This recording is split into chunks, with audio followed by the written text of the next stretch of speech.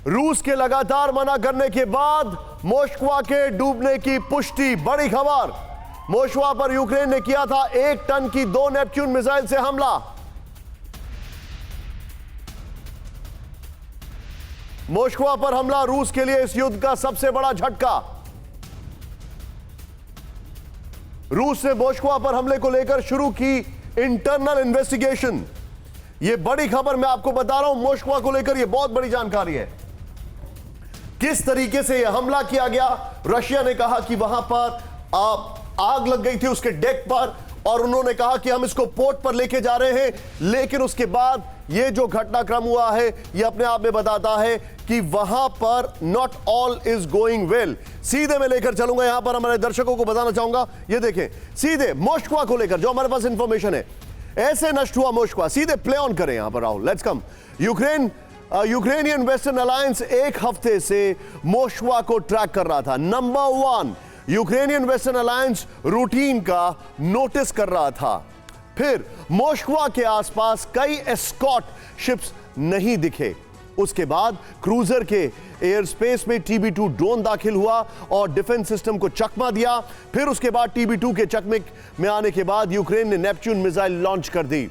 समंदर की लहरों में के समानांतर चलकर नेपच्यून मिसाइल ने धमाका कर दिया। यह देखें आप, मोस्कवा पर मौजूद 510 रूसी सैनिकों का रेस्क्यू शुरू हुआ। रूस ने मोस्कवा पर किसी रॉकेट हमले से इनकार कर दिया है। क्रेमलिन ने गोला बारूद को विस्फोट और आग लगने की वजह बताया है। इंटरेस्टिंग बात यह है, जो मेरे पास फैक्ट्स हैं, यह बताया जा रहा है कि करीब 25 लोगों को रेस्क्यू किया गया है, लेकिन बाकी सब कहां है किसी को नहीं पता है। मैं सीधे चलूंगा, जनरल ध्रुव कटोच मेरे साथ है। Sir, thank you very much. I am sorry आपको इंतजार कराने के लिए, लेकिन सर मेरा बड़ा सवाल यह है, ऑल इज नॉट वेल, क्योंकि आज की तारीख में जब हम इस हमले की बात कर रहे हैं, और मेरे पास जो फैक्ट है, मैं चाहूंगा नीचे उनके जरा ब्रेकिंग प्लीज प्ले ऑन करें। मेरे पास जो फैक्ट्स है सर वो बताते हैं कि इनके 2 शिप्स खत्म हो गए, एक पोर्ट पे एलिगेटर क्लास और दूसरा मोस्कवा। रशिया के लिए यह बहुत बड़ा झटका है, एक युद्ध में 2-2 शिप्स गंवाना। निशांत, ये बिल्कुल सही बात है। ये 2 शिप्स, खास करके मॉस्को का जो नुकसान हुआ है रूस के लिए, ये मैं समझता हूँ ये एक बहुत भारी नुकसान हुआ है। और ये मैं आपको साफ बता देना चाहता हूँ, ये रूस इसका बदला लेगा। अभी जहाँ तक यूक्रेन की बात है और मॉस्को को गिराने की बात है, ये तो सही बात है कि जो उनकी नेपट्यून मिसाइल है उन्होंने मॉस्को को टारगेट किया है।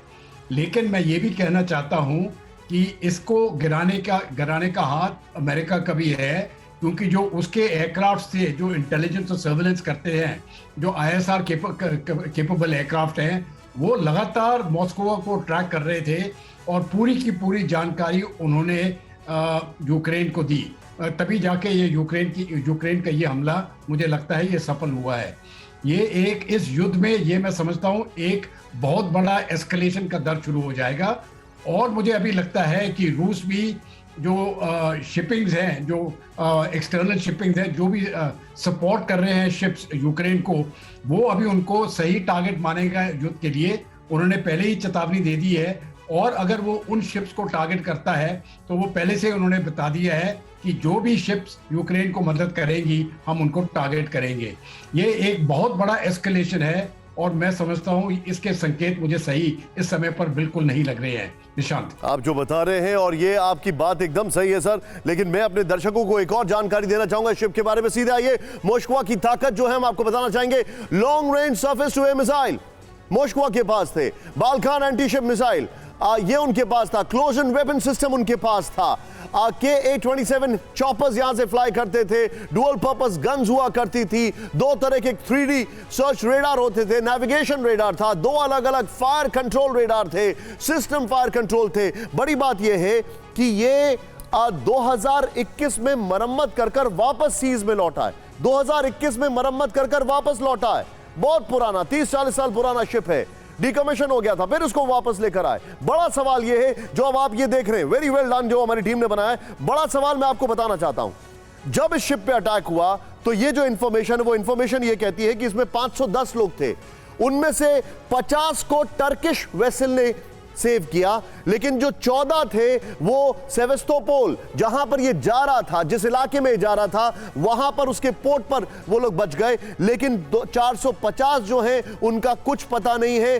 उस दिन समुद्री हवाओं की स्पीड 50 किलोमीटर प्रति घंटा थी, बचाना बहुत मुश्किल था, इसलिए उन सभी के डूबने की आशंका है। ऊपर से $750 मिलियन का नुकसान। परवाह देश की, सोमवार से शुक्रवार रात 10 बजे TV9 भारतवर्ष पर।